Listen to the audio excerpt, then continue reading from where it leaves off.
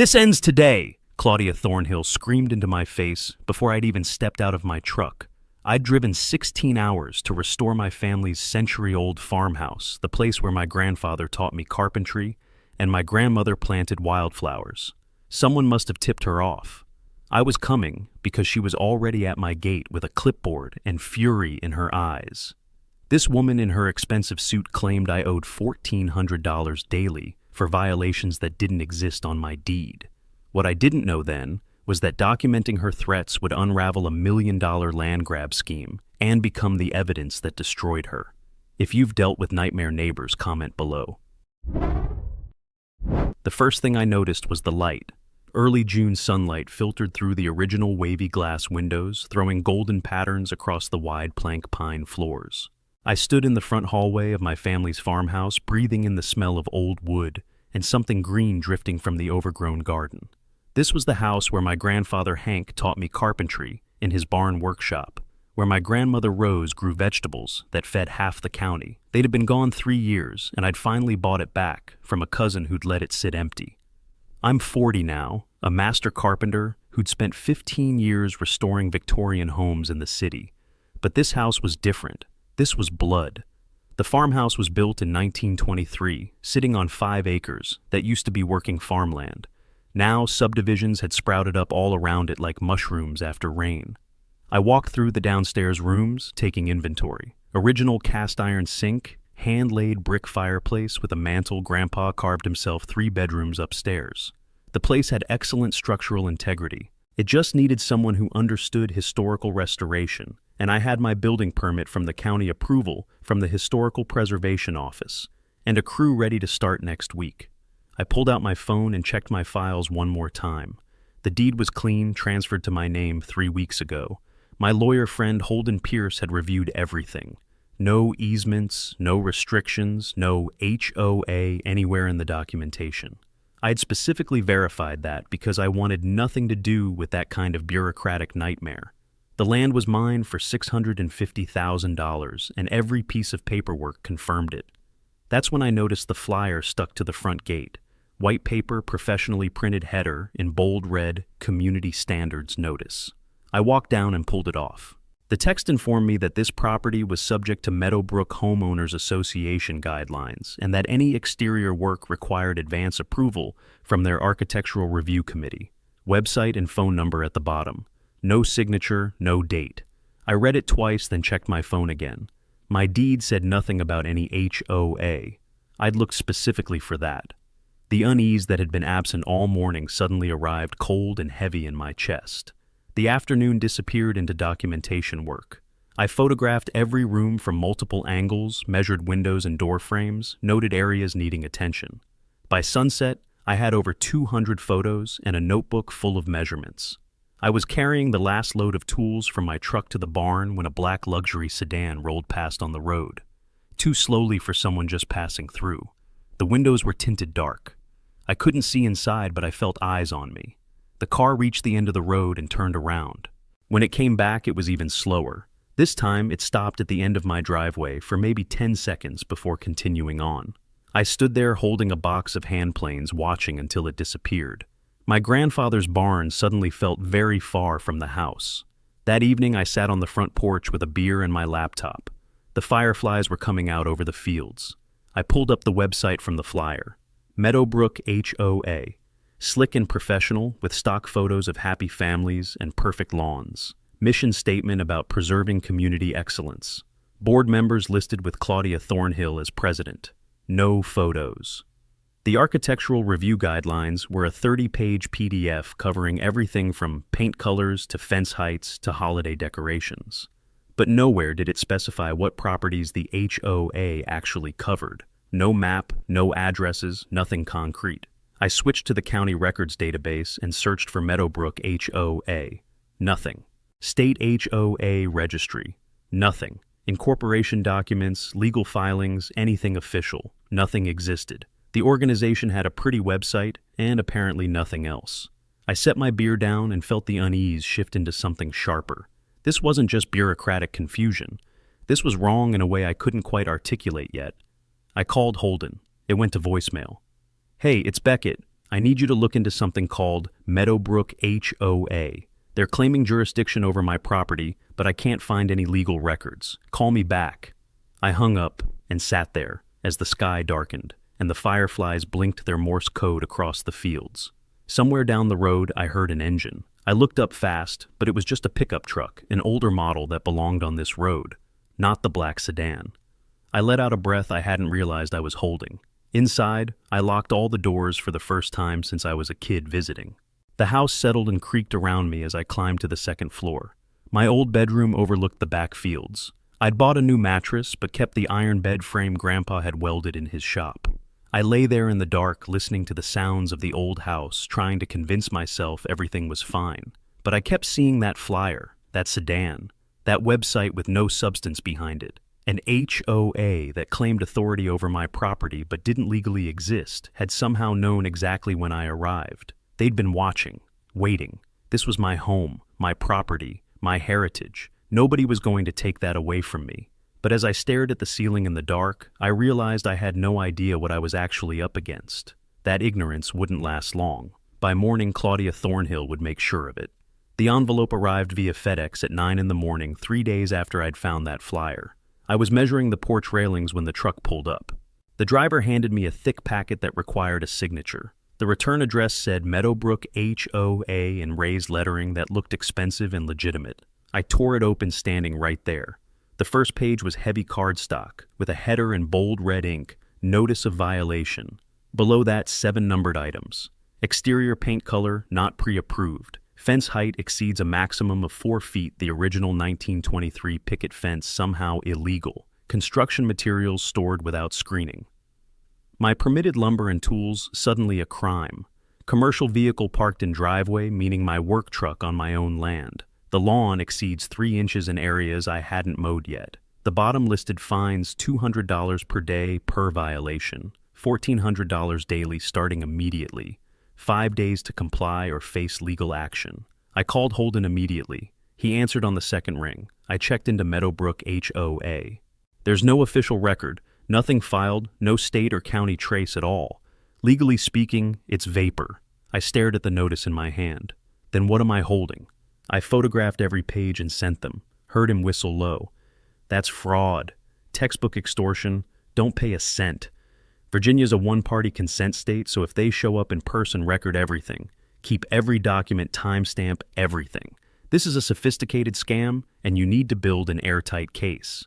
I went inside and created a folder on my laptop, HOA harassment evidence. Scanned the notice, backed it up, filed the original in a binder. If they wanted a paper trail, I'd give them one they'd regret. 2 days later, they came in person. I was replacing rotted boards on the side wall when I heard car doors slam.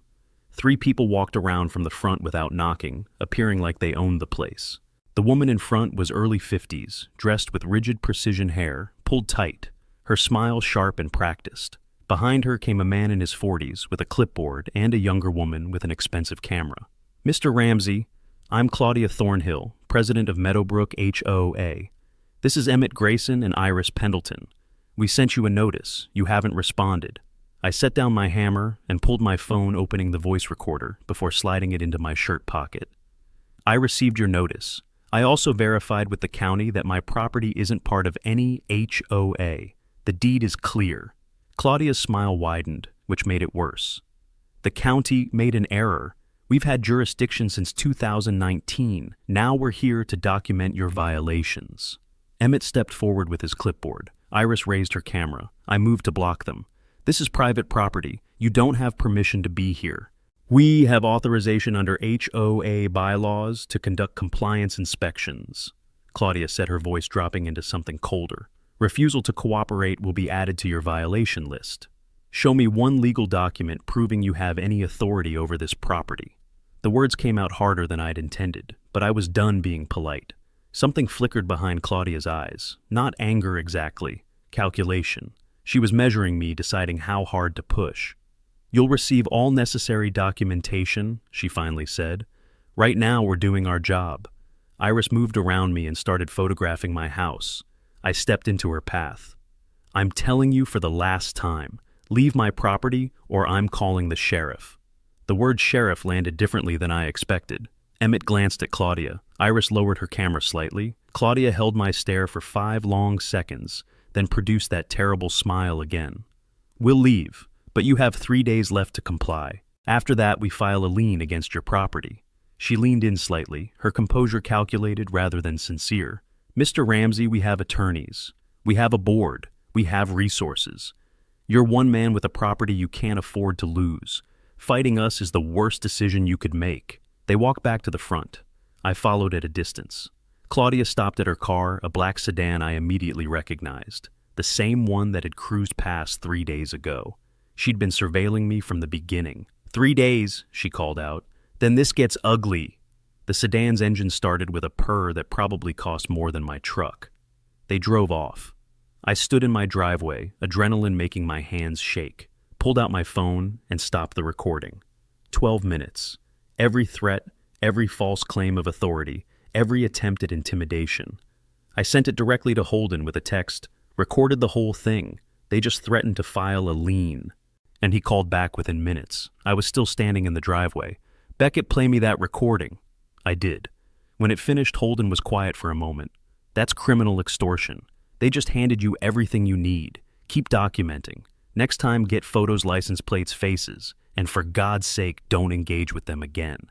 Let them make the next move."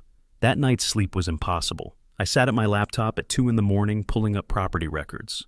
Searched for Claudia Thornhill's name. She'd bought and sold 4 properties in this area over 3 years. Checked the transaction details. Every single one followed the same pattern: owner sold below market value. Listing notes mentioned HOA complications. Claudia purchased through an LLC called Meadowbrook Properties, then flipped within a year for $200,000 to $400,000 in profit. 4 properties, 4 families pushed out, over $1 million in combined profit. The realization hit like cold water. This wasn't bureaucracy run amok. This was organized fraud. Claudia was using a fake HOA to terrorize homeowners into selling cheap, then buying their properties and flipping them. My 5 acres were worth nearly $1 million in this market. If she forced me out, she'd make enough to retire. I'd just become her next target, and unlike her previous victims, I'd started building a case from day one. I texted Holden. "It's a land grab scheme. Found 4 victims. She's made over $1 million. Then I opened a new file and laid out everything. Each fact, each pattern, each supporting record. If Claudia wanted a fight, she was about to learn that I documented everything. And I never quit. The harassment settled into a pattern. Claudia and her crew appeared 3 times that week unannounced, always choosing moments when they knew I'd be working. Monday at 7 before my coffee cooled. Wednesday as I fitted new trim. Friday at dusk while I packed up tools. Each visit brought new invented violations. The flower bed wasn't aligned with property lines. The mailbox post needed repainting. A branch from the oak tree extended over the fence line. They'd circle the property, taking photos, Claudia calling out observations, while the treasurer took notes and the review officer documented everything with her camera. I documented every encounter carefully. I kept my phone close at hand, thumb poised to record the moment I heard car doors. On the 3rd visit, Claudia brought something new. Flyers. She had the treasurer post them on telephone poles near my property. Bright yellow paper, with bold text, "This property is in violation of community standards." No address listed, but anyone driving past would know exactly which house she meant. Mine was the only old farmhouse on this stretch of road. I took photos of every flyer, noted the locations, then pulled them all down. 2 days later, they were back up. This time I left them and just documented. Let her keep digging her own grave. The online harassment started next. Someone posted in the local community group about a new resident destroying neighborhood aesthetics. No name mentioned, but the description was clear enough. The old farmhouse refuses to comply with standards, bringing down property values. The comments rolled in. Some people I'd never met defended the importance of community rules. Others asked which property they meant. A few defend historic preservation. I didn't respond. I just took screenshots, saved them with timestamps, and added them to my evidence folder. Every piece of this was going into the case I was building. Then the neighbors started avoiding me. The family a quarter mile down the road, the ones I'd waved to that first week, now they'd turn away when they saw me coming. The newer house with the solar panels kept their garage door closed whenever I drove past. I understood.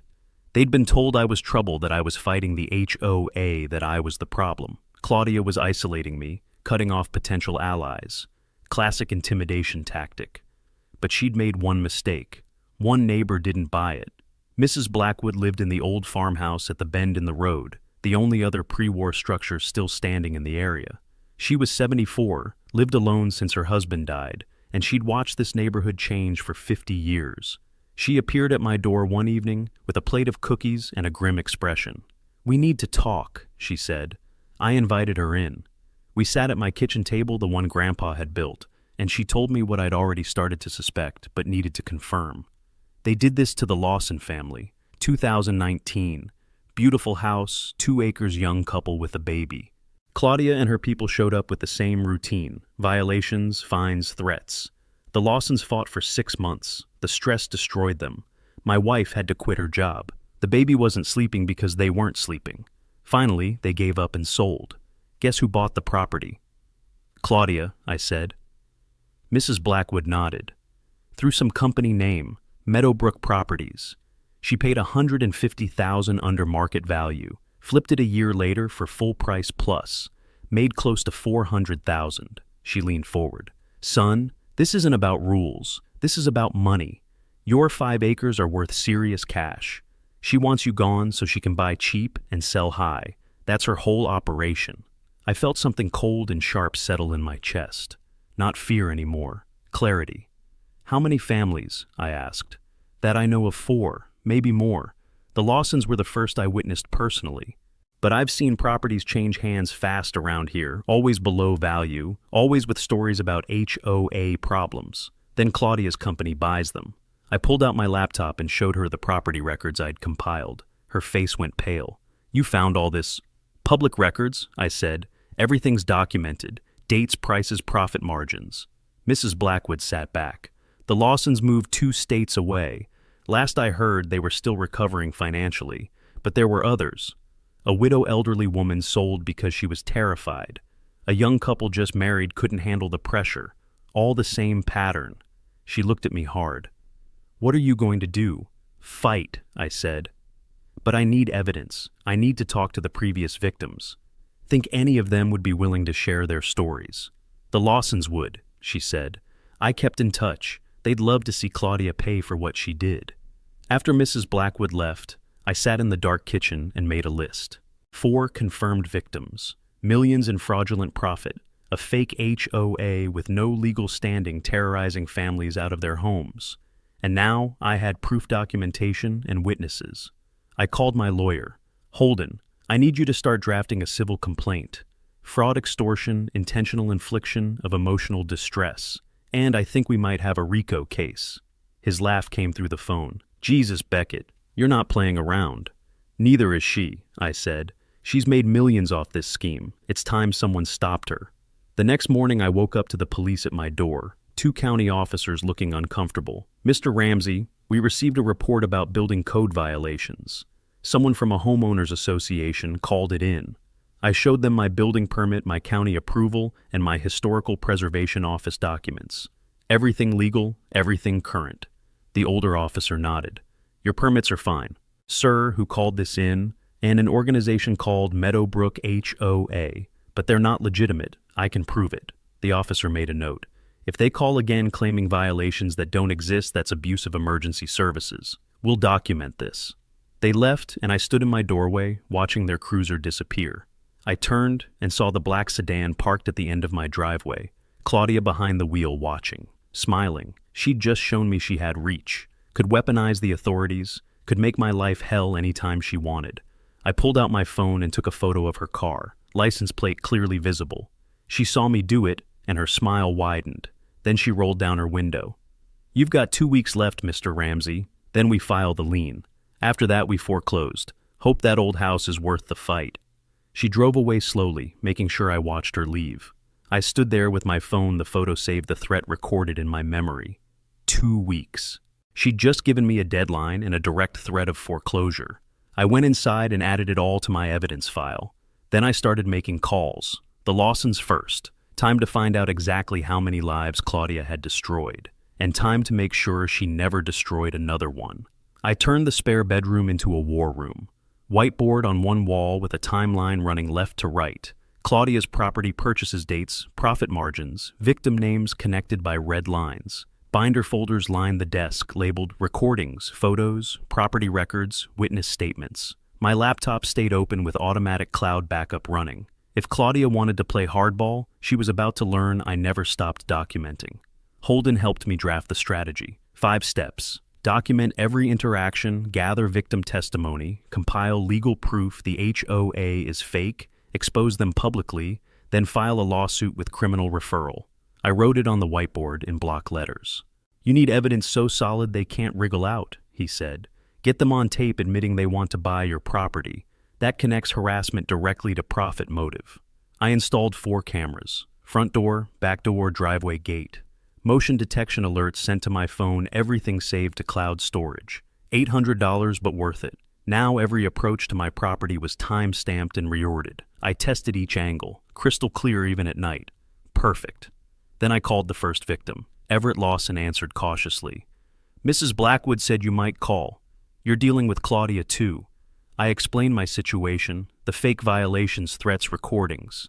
God, it's exactly what they did to us, Everett said, his voice carrying exhaustion even years later. The violations made no sense: daily fines, public shaming. We fought for 6 months. My wife had a breakdown. We had a 6-month-old. The stress was killing us. We sold for $600,000 when market value was $750. Claudia's company bought it, flipped it 14 months later for $900,000. $300,000 profit off their suffering. Would you give a statement testimony if needed? Silence then. Absolutely. We've wanted justice for years. Winifred Moss, the elderly widow, was harder to find. She'd moved to assisted living 2 hours away.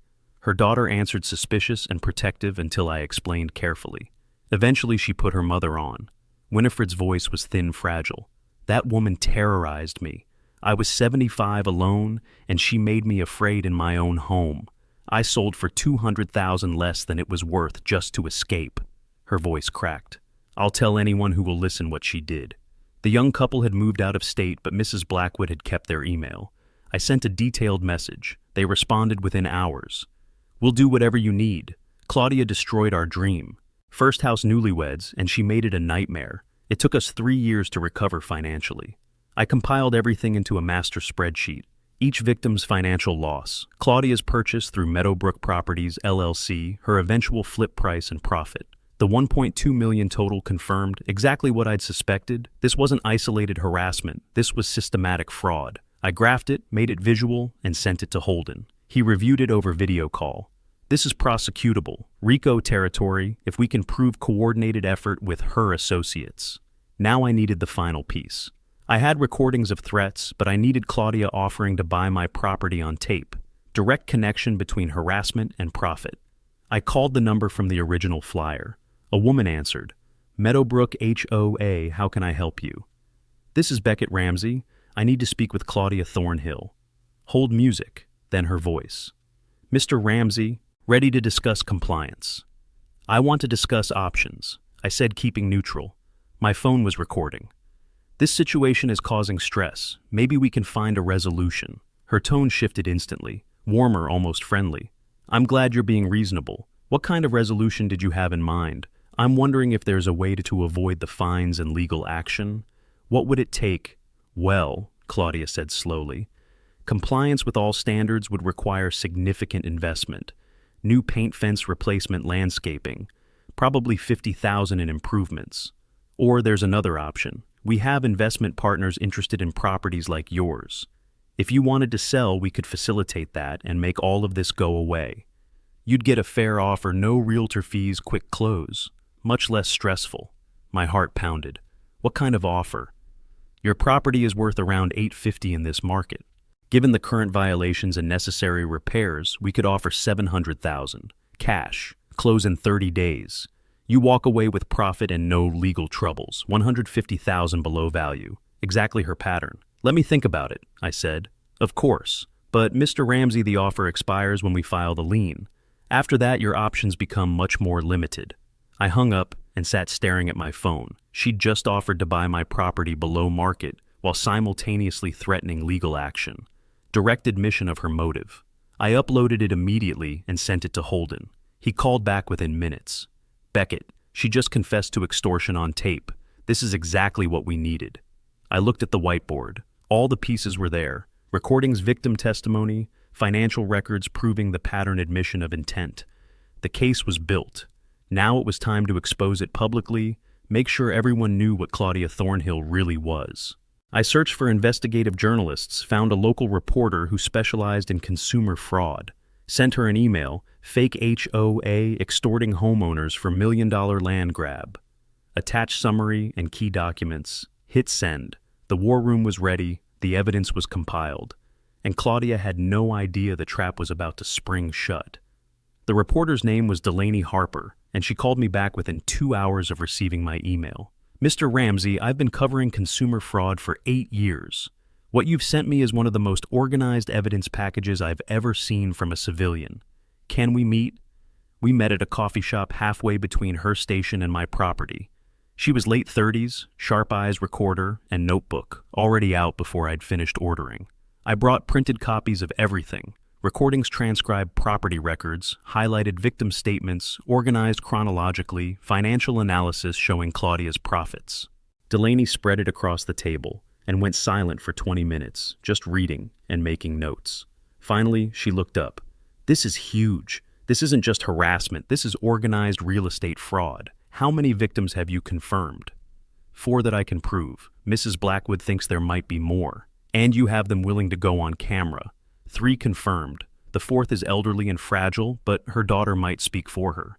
Delaney tapped her pen against the notebook. "I want to do this story. Full investigative segment. Interview you. Interview the victims, confront Claudia on camera. We'll need about a week to put it together properly. Can you hold off on any legal action until after it airs?" I thought about it. My lawyer already has the civil complaint drafted. But yes, I can wait. Public exposure first, then legal action. Cut off her ability to operate while the lawsuit is pending. "Smart," Delaney said. She looked at the recording transcripts again. "This admission where she offers to buy your property while threatening you with a lien that's pure gold.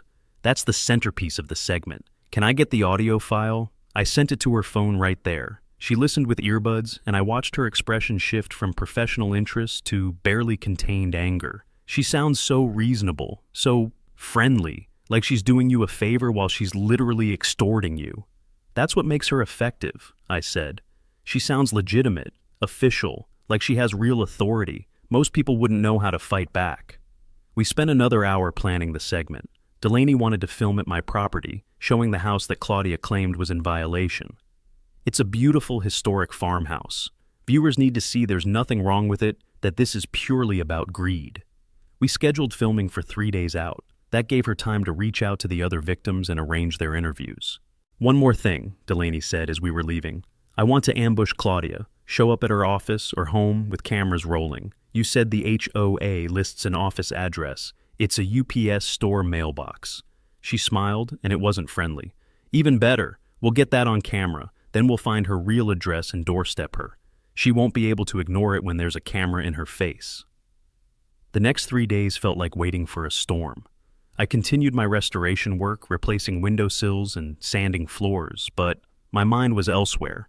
Claudia and her people didn't show up once during that time, which made me nervous. Were they planning something? Had they somehow found out about the news segment? I checked my cameras, obsessively reviewed footage, and made sure everything was recording properly. On the second day, I got an email from Claudia's supposed lawyer threatening to file the lien within 48 hours if I didn't pay the accumulated fines. The total had somehow grown to $28,000. I forwarded it to Holden. "Ignore it," he said. "It's a bluff. She can't legally file a lien because she has no legal standing, but save it. It's more evidence." Filming day arrived. Delaney showed up with a 2-person crew camera operator and sound technician. They spent an hour getting shots of the property, the house, the original fence, the barn workshop where my grandfather had taught me carpentry. Delaney interviewed me on the front porch, the farmhouse visible behind me. She asked clear, direct questions. "When did this start? What did they claim?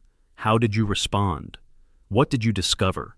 I answered calmly, factually letting the evidence speak. "This is a 100-year-old family property," I said at one point. "I'm restoring it to honor my grandparents and preserve local history. There's no legitimate reason anyone should be trying to force me out, unless it's about money. We filmed for 2 hours. Delaney's crew was professional efficient. They got everything they needed. My testimony shots of the documentation footage of the house itself, proving there were no real violations. Next, we're interviewing the victims, Delaney said. Then we go after Claudia. That evening, she texted me updates. Everett Lawson had given a powerful interview, emotional but controlled. His wife appeared briefly still visibly affected years later by what they'd endured.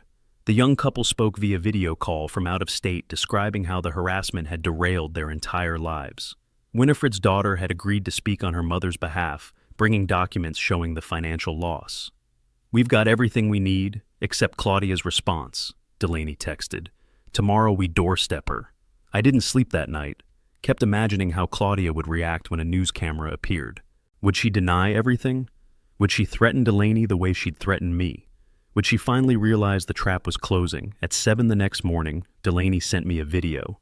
30 seconds raw footage. The camera approached a large house in a gated community, expensive landscaping, 3-car garage. Delaney's voice off camera.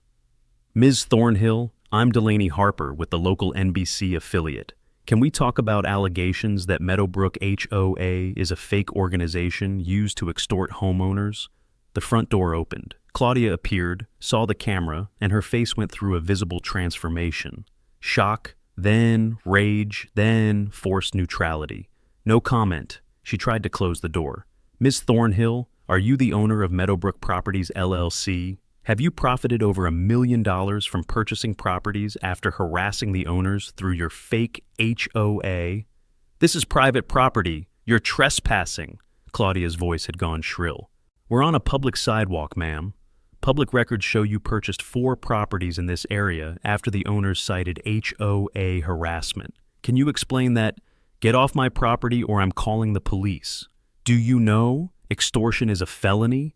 Are you aware that Mr. Beckett Ramsey has recorded you offering to buy his property while simultaneously threatening him with legal action?"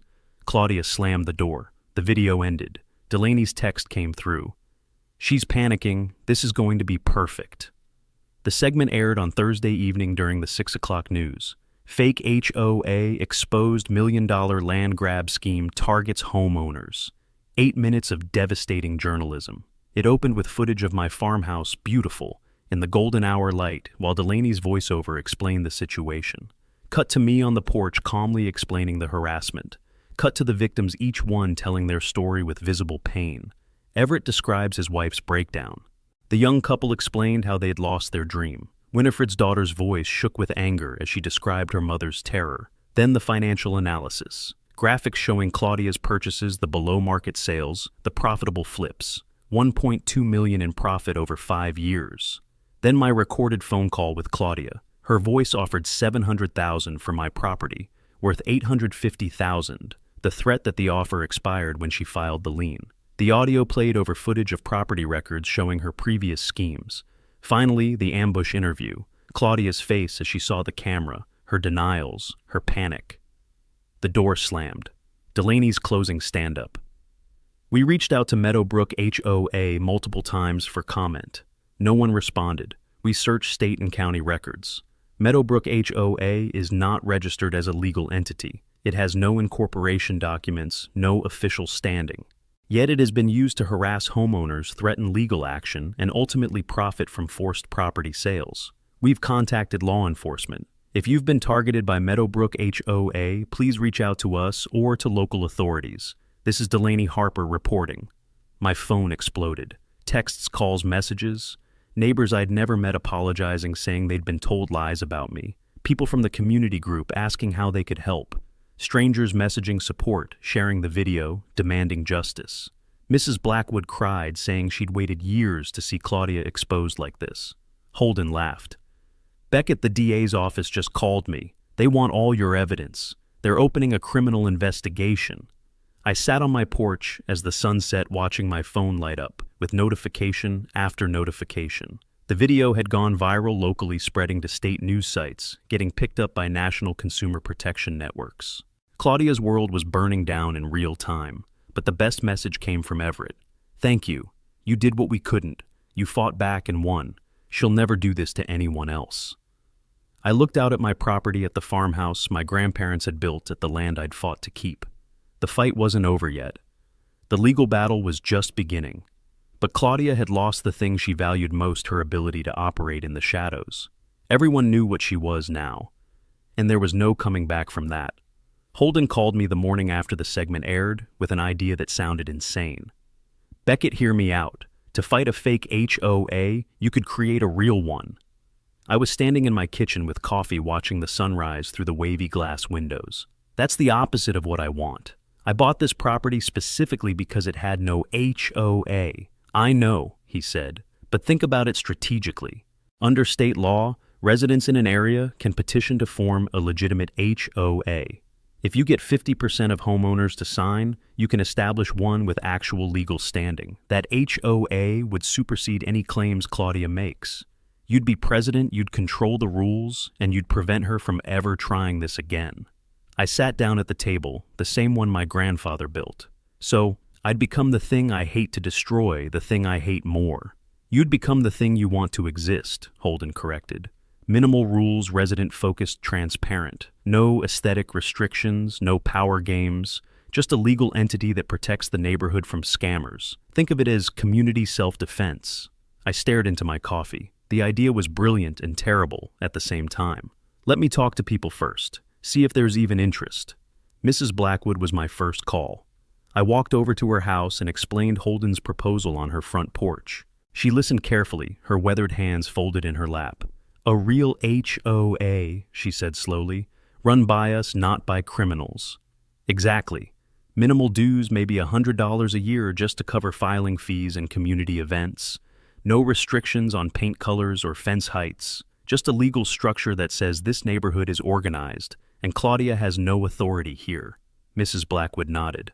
"I've lived here for 50 years. I watched this place change. If forming a real HOA stops another family from going through what the Lawsons did, I'm in. What do you need from me? Help me talk to neighbors. We need 30 households to sign a petition. That's 50% of the properties within our boundary." She stood up. "Let me make some calls. You'd be surprised how many people have been waiting for someone to organize against Claudia." That news segment woke people up. Within 2 days, Mrs. Blackwood had arranged a community meeting. I offered my barn, which I'd been slowly converting into a workshop space. We set it for Sunday afternoon, sent out invitations through the neighborhood group online, and waited to see who'd show up. 32 people came, more than I'd expected. They filled the barn sitting on folding chairs and overturned crates, some standing along the walls. I recognized a few faces, but most were strangers, neighbors I'd never properly met because Claudia's smear campaign had isolated me. I stood near my grandfather's old workbench and tried not to be nervous. "Thank you all for coming," I started. "I'm Beckett Ramsey. Most of you probably know my story by now from the news. What you might not know is that Claudia Thornhill's scheme succeeded 4 times before she tried it on me. 4 families lost their homes and their savings because there was no organized community to stop her. I explained Holden's proposal. A legitimate HOA, resident-controlled, with minimal rules and maximum transparency. This isn't about telling you what color to paint your mailbox. This is about creating a legal shield so no one can ever run this scam here again. We'd have annual dues of $100, just enough to cover state filing fees and maybe a summer barbecue. No architectural review board, no violation notices, no power games. Just a basic legal entity that says we're organized and we look out for each other." A man in his 50s raised his hand. "I moved here 5 years ago specifically to avoid HOAs. How do we know this won't become the thing we're trying to prevent?" "Because we write the rules together right now, and they're minimal by design," I said, "and because they're filed with the state, they can't be changed without a vote. We make this what we want it to be." A younger woman spoke up. "What happened to Claudia? If we form this HOA, does that stop her lawsuit?" "She can't sue us under HOA authority because her HOA doesn't exist," I explained. "But I'm filing a civil suit against her for fraud and extortion. The criminal DA is also investigating. Forming our own HOA is about future protection, not just stopping her." Mrs. Blackwood stood. "I've been here longer than most of you. I watched the Lawsons suffer. I watched other families leave in tears. Beckett fought back when no one else could. If he's willing to organize this and run it, I trust him. I'm signing. That broke the dam. Others started nodding, talking among themselves. A retired teacher said she'd help draft bylaws. A lawyer who lived 3 streets over offered to review the incorporation documents for free. The man who had questioned the idea raised his hand again. Okay, I'm in. But we put it in writing that there are no aesthetic restrictions, and we need a recall process if leadership goes bad. Absolutely, I said. We'll build all of that in. We spent the next hour hammering out the basics. Name Heritage Meadows Community Association, intentionally different from Claudia's fake Meadowbrook. Purpose mutual aid scam, prevention, and community connection. Dues $100 annually. Rules, no aesthetic restrictions, no architectural review, just basic property maintenance standards and respect for neighbors. Every household got 1 vote. Board positions would rotate every 2 years with term limits. Everything transparent, everything documented. By the time the meeting ended, 28 households had signed the petition. We needed 30. 2 more people signed before leaving the barn. Over the next week, I worked with Holden to file the incorporation paperwork. Articles of incorporation with the state CC&Rs, with the county, all of it minimal and freedom-focused. We held an election for the board. I was voted President Mrs. Blackwood Vice President, and Everett Lawson, who'd driven back to the area for the meeting, agreed to serve as treasurer. I want to be part of making sure this never happens again, he said. The paperwork was filed on a Wednesday. By Friday, we received confirmation Heritage Meadows Community Association was officially recognized as a legitimate HOA with jurisdiction over our defined boundary. We had legal standing. Claudia had none. The news spread fast. The local press picked it up. Residents form legitimate HOA after Fake 1 exposed.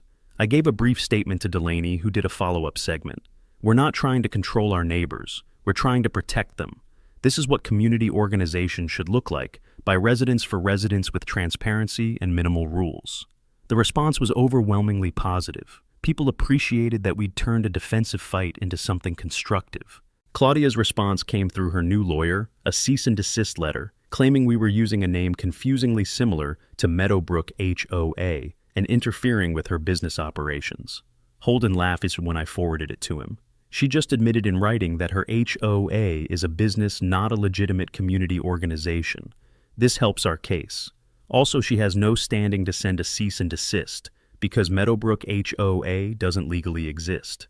Send her lawyer a response reminding them of that. Then Claudia made her final desperate move. She filed a lawsuit against me personally for defamation and tortious interference, claiming I'd orchestrated a malicious campaign to destroy her reputation and sabotage her legitimate business relationships with HOA residents. The complaint was 15 pages of accusations, most of them false, all of them desperate. Holden read it and smiled. She just admitted her HOA is a business scheme, not a legitimate organization. She's contradicting herself in legal filings. This is a gift. Also, she's suing you for telling the truth, which isn't defamation. We're going to destroy this in court. I sat on my porch that evening, with the lawsuit in my hands, watching fireflies over the fields. A year ago, I'd driven up this driveway just wanting to restore my family home in peace. Now I was president of an HOA defending against a defamation suit, preparing to countersue for fraud and extortion, and somehow at the center of a community I'd barely known existed. Mrs. Blackwood walked over with 2 beers. "How are you holding up?" she asked. Tired, angry, determined. I took the beer. "She's not going to win, is she?" "Not a chance," Mrs. Blackwood said. "You've got evidence, witnesses, recordings, community support, and the law on your side. She's got nothing but lies and a history of victims. The only question is how hard she falls." We sat there in comfortable silence, drinking our beers as the sun set. My phone buzzed. Text from Holden. Court date set for her lawsuit, 6 weeks. Also, the DA confirmed they're filing criminal charges. Extortion and fraud. She's going down. I showed the text to Mrs. Blackwood. She raised her beer bottle. "To justice." I clinked mine against hers. "To justice. And to communities that fight back." The courthouse was built in 1968. All concrete and tall windows, the kind of utilitarian architecture that said this was where serious business happened. I arrived 30 minutes early, wearing the one suit I owned, the one I kept for client meetings back when I did high-end carpentry in the city. Holden met me on the steps, briefcase in hand, looking calm in a way I envied. "Are you ready?" he asked. I nodded, though my stomach felt like I'd swallowed gravel. I've been ready since the day she threatened to foreclose on my family's home. Inside, the courtroom was already filling up. Media in the back rows, notebooks and cameras ready. Delaney gave me a small wave. I saw Everett and his wife, Mrs. Blackwood, the young couple who had flown back in for this Winifred's daughter. All the victims here to watch justice finally arrive. On the other side of the aisle, Claudia sat with her lawyer, a man in an expensive suit who looked like he billed by the minute. She wore navy blue, her hair pulled back severely, and when our eyes met across the room, she didn't look away. Just stared at me with something cold and calculating, like she was still measuring whether I could be broken. Judge Harrison entered, and we all stood. He was 60-something, gray hair, 3 decades on the bench, according to Holden's research. No-nonsense reputation, which worked in our favor. This was a civil trial for Claudia's defamation suit against me, but my countersuit for fraud, extortion, intentional infliction of emotional distress, and RICO violations was attached. The winner takes all. Holden had explained that my countersuit was the real fight. Claudia's defamation claim was just her trying to go on offense before I destroyed her. The judge settled into his chair and looked at both tables. "We're here for Thornhill versus Ramsey with a countersuit filed by the defendant. Let's proceed." Claudia's lawyer opened first. He painted me as a vengeful newcomer who'd orchestrated a malicious campaign to destroy his client's legitimate business. Mr. Ramsey refused to comply with reasonable community standards, then weaponized media and social pressure to damage Ms. Thornhill's reputation. Meadowbrook HOA is a lawful organization trying to maintain neighborhood quality, and Mr. Ramsey's unfounded accusations have caused severe financial and reputational harm. He spoke smoothly, confidently, like the facts were on his side, but I'd learned that confidence and truth weren't the same thing. Holden's opening was different. Quieter, more deliberate. "Your Honor, the evidence will show that Meadowbrook HOA does not legally exist. It is not incorporated, not registered with the state, and has no lawful authority over any property. Ms. Thornhill used this fake organization to extort homeowners, threatening legal action and fines to pressure them into selling their properties below market value. She then purchased these properties through shell companies and resold them for substantial profit. Mr. Ramsey is the 5th target of this scheme, but unlike previous victims, he documented everything. The recordings, financial records, and victim testimony will prove this is organized fraud. Mr. Ramsey didn't defame Ms. Thornhill, he exposed her. The first witness was me. Holden walked me through the timeline chronologically. The flyer on my gate, the violation notice, the confrontations. I stayed calm, factual, and let the evidence speak. When he asked about my emotional state, I was honest. I was terrified. This is my family's home, my heritage, and she was threatening to take it away using legal authority she didn't have. I felt trapped. Claudia's lawyer cross-examined, trying to paint me as opportunistic. "Isn't it true you formed a competing HOA to steal Ms. Thornhill's business?" I looked at him steadily. "Meadowbrook HOA isn't a business, it's a fraud. There's nothing to steal. I formed a legitimate community association to protect my neighbors from being victimized. You contacted the media to publicly humiliate my client. I contacted the media to warn the public about an ongoing fraud scheme. That's civic duty, not defamation." He tried a few more angles, but Holden had prepared me well. I didn't take the bait, didn't get emotional, just answered truthfully. When I stepped down, I felt solid. Then came the victims. Everett testified first, his voice shaking but determined. "They destroyed us. My wife had a breakdown. Our baby cried every night because we weren't sleeping.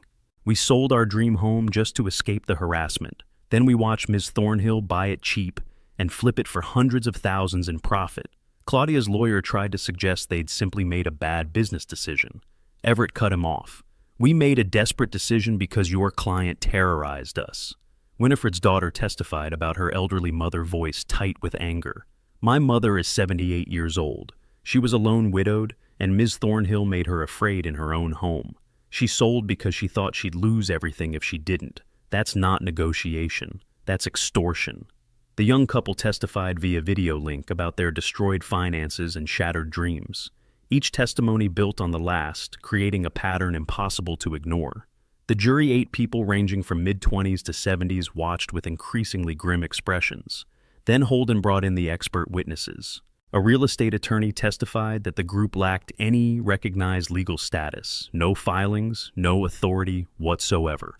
I've reviewed all available records. This organization does not exist in any official capacity. Any threats or fines issued under its name are legally void.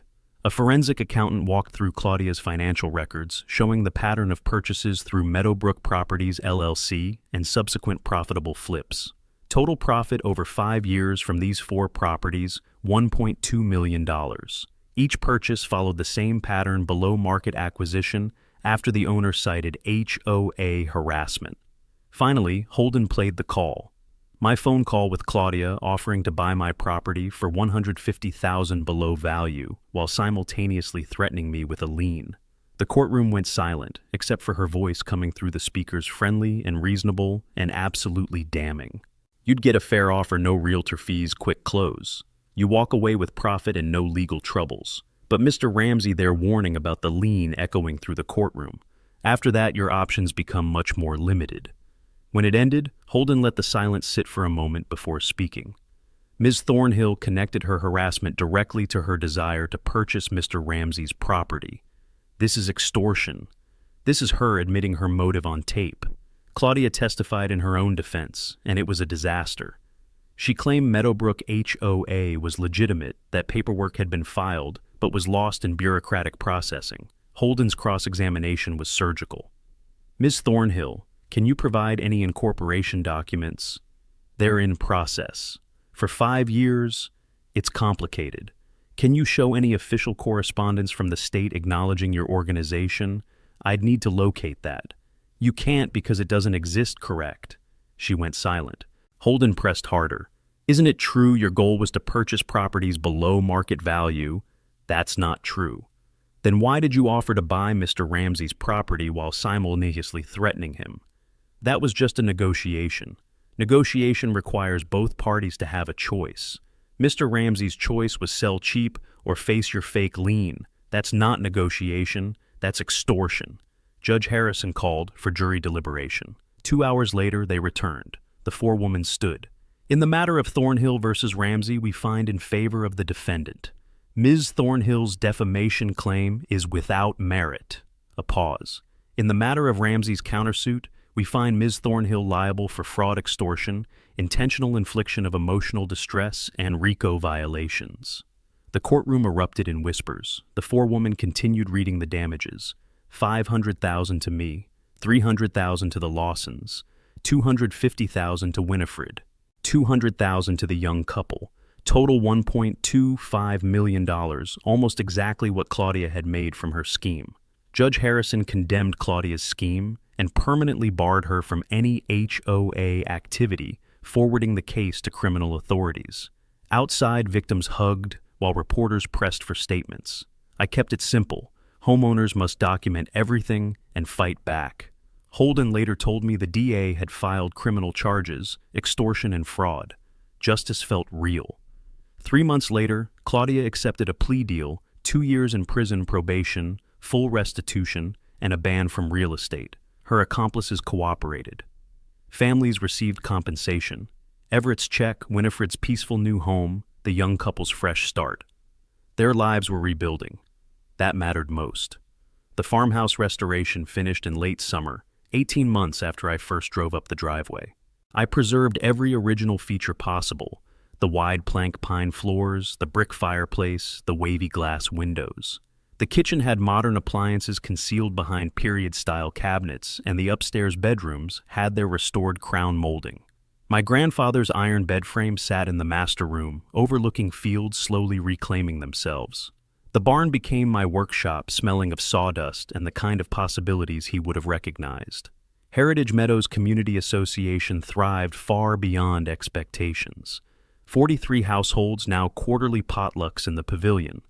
We built a tool library in Mrs. Blackwood's garage and a neighborhood watch run through a simple text chain. No drama, no power trips. Local news even ran a feature titled, "Residents Prove HOAs Can Work for People." Delaney interviewed me again. "You turned a nightmare into a model community," she said. I answered, "We just did what should have been done, minimal rules, maximum respect." The state legislature noticed. They passed the Anti-Fake HOA Act, adding real verification requirements and penalties for fraudulent claims. I attended the signing ceremony as the governor praised the case that exposed the scheme. I thought of my grandfather. His lessons about doing things right the first time had somehow prepared me for this fight. My advocacy work grew almost by accident. Legal aid organizations started calling, asking if I'd consult on cases involving HOA harassment. I reviewed evidence, advised on documentation, and connected people with resources. Podcasts invited me to talk about homeowner rights, and I spoke at community centers about spotting scams and fighting back legally. It wasn't work I'd planned, but it felt right using what I'd survived to help others avoid the same nightmare. Mrs. Blackwood said I'd found my calling. Maybe she was right. One evening, a year after the verdict, I sat on the front porch with coffee, watching the sunrise paint the fields gold. The house was quiet, settled the way old homes do when they're finally cared for. A breeze carried the scent of wildflowers from the garden, where my grandmother once planted hers, black-eyed Susan's cone flowers bee balm, heritage preserved through attention, not stubbornness. I thought about that first morning here, the fear I'd lose this place, the anger at injustice, the determination to fight back. A year ago, I'd been just one man with a phone recorder and a refusal to be bullied. Now the farmhouse was restored, the neighborhood protected, and Claudia's scheme dismantled. Families had received restitution laws, had changed, and homeowners across the state were better prepared. The impact spread further than I expected. My grandfather used to say, "Land doesn't belong to us, we belong to it." Our job is stewardship. Protect it, improve it, leave it better than we found it. I understood him now. This wasn't just about property rights. It was about standing for something larger, about choosing community over fear. The farmhouse behind me stood strong, a century old, and ready for another. Their legacy is preserved. Mine is beginning to take shape. I opened my laptop and started writing a blog post for homeowners facing harassment tips on documentation research and legal help. Practical advice from someone who had fought back and won. As the sun climbed higher, warming my face, I smiled. This was home, not just the land, but the purpose, the fight, the community, justice. Nobody was taking that away again. And as I typed, I realized I wasn't just telling my story, I was leaving a trail for the next person who might feel cornered and alone. A reminder that one voice can shift an entire community, that courage spreads, and that justice, when pursued relentlessly, has a way of lighting its own path. Thanks for watching QA Stories. Share this video with someone who loves a good plot twist. And don't forget to subscribe.